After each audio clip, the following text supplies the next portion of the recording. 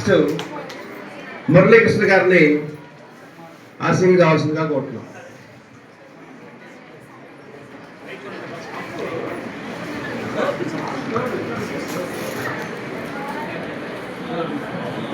మురళీకృష్ణ అంటే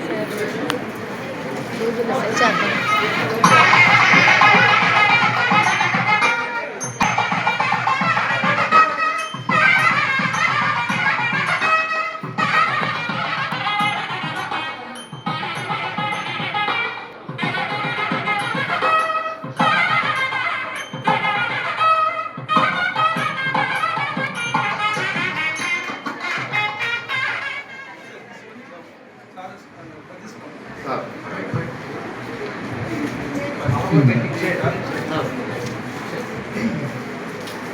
ఈ మహోత్సవాన్ని ఒక స్వీట్ మెమొరీగా మీ అందరి జీవితాల్లో మిగిలిపోయేది ఇది. అటువంటి చక్కటి ఈ ఉత్సవానికి ప్రాణం పోసి దానికి దర్శకత్వం వహించి ఇంత అఖండ విజయాన్ని సాధించేందుకు మరి మూల విరాట్ అయినటువంటి మన ప్రిన్సిపాల్ గారు సుబ్బారావు గారికి పాదాభివందనం చేస్తూ, ఈ కార్యక్రమం సక్సెస్ అవ్వాలంటే ఎంతోమంది సహకారం ఉంటేనే అది జరుగుతుంది.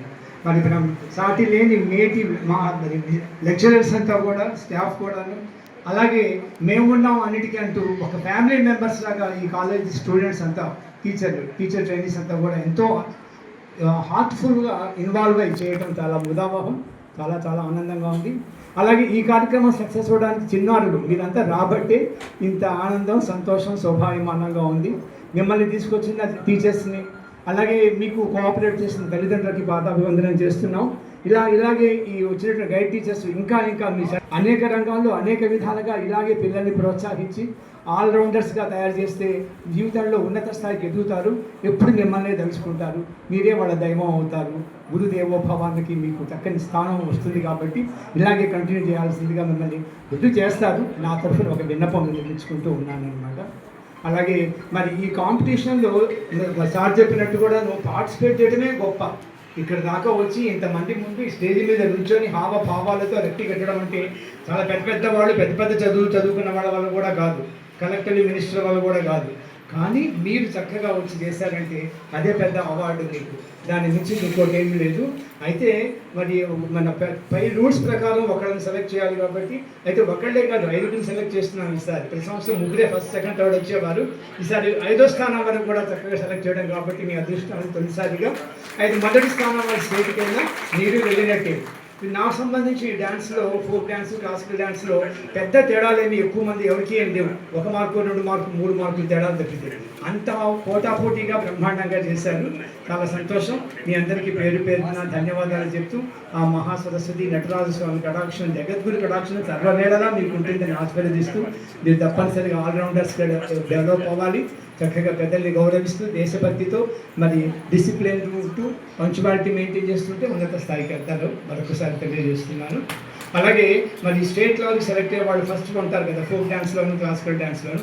ఈ ప్రైజ్ డిస్ట్రిబ్యూషన్ అయిపోయాక ఒక 2 నిమిషాలు నాకు కేటాయిస్తే ఇంకొన్ని మంచి సజెషన్స్ ఇద్దాం అనుకుంటున్నాను.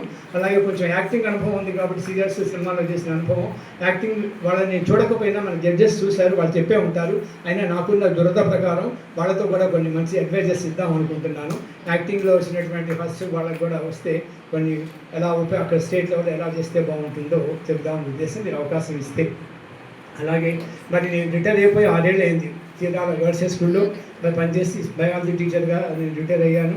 అలాగే అనేక అవార్డ్స్ వచ్చినాయి, state, national, life time awards వచ్చినాయి. అంటే వాటిన్నిటి వెనకాల పెద్దల డైరెక్షన్, ముఖ్యంగా మా సుబ్బారావు గారి యొక్క ఆశీస్సులు, ఆయన డైరెక్షన్స్లో పనిచేయడం వల్ల నాకు అన్ని అవార్డ్స్ వచ్చినాయి. అంటే మనకి ఎందులో జీవితంలో మనం గొప్పగా వచ్చాము అంటే గొప్పగా, అది మన గొప్పతనం ఎప్పటికీ కాదు, అది సత్యం. దాని వెనకాల మనకి సహాయం చేసిన పెద్దలు, తల్లిదండ్రులు, టీచర్స్ వీళ్ళు ఉంటారు. వాళ్ళనే మనం పైకి వస్తాం అన్నమాట. ఇప్పుడు ఎగ్జామ్స్ రాస్తారు, ఎగ్జామ్స్ మాస్టర్ క్లాస్ మొత్తానికి 50 మందికి ఒకే లెసన్ చెప్తారు. కానీ అందులో కొందరే హైయెస్ట్ మార్క్ వస్తుందంటే ఏంటి? అట్లా వాళ్ళకి ఆశీస్సులు కూడా ఉన్నాయి. అందరూ విన్నారు, కానీ హైయెస్ట్ ఒకరికి వచ్చిందంటే ఆ దేవుడు ఆశీస్సులు, తల్లిదండ్రుల ఆశీస్సులు, వాళ్ళ కృషి. అలా నేను కూడా వచ్చానంటే మన సుబ్బారావు గారి నా కారణం. ఆయన నాకు గాడ్ ఫాదర్ లాంటి వారు. ఇంకో విశేషం, రిటైర్ అయిపోయి 7 ఏళ్ళు అవుతున్నది. అటువంటిది ఇంకా నన్ను తీసుకొచ్చి మీ అందరి ముందుకు మరి చక్కగా నుంచొని పార్టిసిపేట్ చేసే భాగ్యం కలిగిందంటే ఇంకో 10 ఏళ్ళ ఆయుష్ నాకు జరిగినట్టే. అలా అది ఎక్కడ టాలెంట్ ఉంటే అక్కడ వాళ్ళని పట్టి వాళ్ళు బాధ్యతలు మరి సంసార సాగరంలో మునుగున్నా కూడా ఈత వేసుకుంటూ వెళ్ళి సుబ్బారావు గారు గుర్తుపట్టి పైకి లాక్కొచ్చి కూర్చోబెడతారు. ఈ టాలెంట్ అందరికీ ఉపయోగపడాలి, రావాలి అని. అటువంటి చక్కని టాలెంట్ ఉన్నవారు ఇక్కడ ప్రిన్సిపాల్గా ఉండటం, అలాగే సమబుద్ధిగా అందరూ కూడా స్టాఫ్ అంతా కూడా చాలా చెప్పారు చాలాసార్లు మాకు నిన్న. స్టాఫ్ కూడా చాలా మంచి గొప్ప స్టాఫ్ అని. అది చాలా మీ అందరికీ కూడా శ్రేష్ఠ మంచి పాదాభివందనం చేస్తున్నాం. తల్లులు మరి స్టూడెంట్స్ మీకు కాబోయే టీచర్లు కాబట్టి వీళ్ళందరినీ ఆదర్శంగా తీసుకొని వీళ్ళని మించిన వాళ్ళు అవ్వాలి మీరంతా కూడా. ఓకే, లేకపోతే చిన్న విషయం అండి ఈ యాక్టింగ్ వాళ్ళకి సంబంధించి. ఇప్పుడు స్టేజ్ యాక్షన్కిను సినిమా యాక్షన్కి టీవీ యాక్షన్ తేడా ఉంటుంది. టీవీ సినిమా ఓకే, టీవీ సినిమాలో అయితే అంటే కెమెరా మన ముందు ఉంటుంది, మనం ఏంటి కదలక్కర్లా, కెమెరా మన వైపు వచ్చి మన ఫేస్ ఫీలింగ్స్ అన్నీ కూడా క్యాచ్ చేస్తుంది. స్టేజింగ్ అట్లా కాదు. సినిమాలో అయితే టీవీలో అయితే మనం యాక్ట్ చేసేటప్పుడు రియల్ లైఫ్లో ఎంత సౌండ్లో యాక్ట్ చేస్తామో అంత సౌండ్లోనే మాట్లాడతాం రియల్ లైఫ్. కానీ స్టేజ్ వచ్చేసింది కదా సౌండ్ పెంచాల్సి వస్తుంది. సౌండ్ పెంచాలి, మూమెంట్స్ తీసుకోవాలి, మన ఎక్స్ప్రెషన్స్ ఎప్పుడు కూడా ఆడియన్స్కి కనిపించాలి. సపోజ్ పక్కన ఉన్న వాటితో మాట్లాడుతున్నాం అనుకోండి, ఇట్లా మాట్లాడకూడదు. ఆ మనిషి ఈ మూల ఉన్నట్టుగా భావించి ఇట్లా మాట్లాడితేనే మన ఫేస్ ఫీలింగ్స్ ఎక్స్ప్రెషన్స్ వాళ్ళకి తెలుస్తాయి. సో సౌండ్ పెంచడం ఒకటి, మనం ఎంతసేపటికి పక్క కాకుండా ఈ మూలకు క్యారెక్టర్ని బట్టి మనం అలా ఎదురుగా చూస్తూ మాట్లాడటం చాలా అవసరం అనమాట. అలాగే అప్పచెప్పినట్టు ఉండకూడదు డైలాగ్ కూడాను, మధ్యలో గ్యాప్ తీసుకుంటాది. రియల్ లైఫ్లో ఎలా ఉంటామో, ఎలా ప్రొనౌన్స్ చేస్తామో, ఎలా ఎక్స్ప్రెషన్స్ వస్తాయో అలా ఉండాలి. మధ్య మధ్యలో గ్యాప్ తీసుకుంటూ ఎక్స్ప్రెషన్స్ ఇస్తేనే ఆ నటనకి మంచి పట్టు ఉంటుంది అనమాట.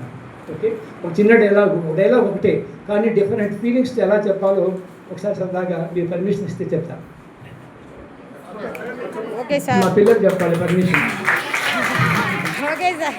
ఓకే, తక్కువ నవ్వును వచ్చి ఎక్కువ ఫలం రావాలంటే ఎట్లా? తక్కువ నవ్వును వచ్చి ఎక్కువ ఫలం రావాలంటే ఎట్లా? తక్కువ నవ్వును వచ్చి ఎక్కువ ఫలం రావాలంటే ఎట్లా? తక్కువ నవ్వును వచ్చి ఎక్కువ ఫలం రావాలంటే ఎలా?